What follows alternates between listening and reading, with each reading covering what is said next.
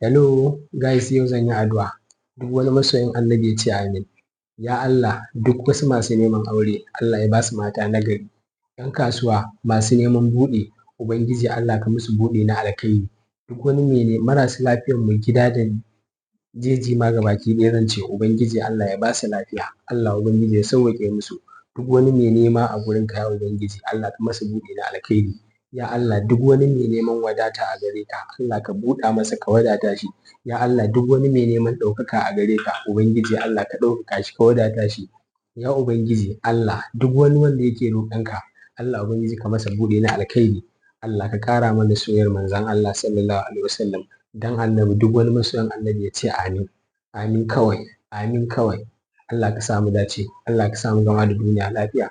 Allah ka ƙara mana san Annabi Muhammad sallallahu alaihi wasallam. San Annabi duniya ne.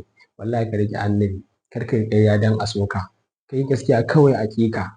Idan Allah ya so ka, kowa ma ya ƙi ka bro. Kuma kar ka sake mutane su so ka. Kana tunani akan cewa Allah yana son ka ko kuma iya mutanen ne suke son ka. Kawai ka yarda da Allah. Yardar Ubangiji ita ce mafita a gare ka bawa. Fatan alkhairi.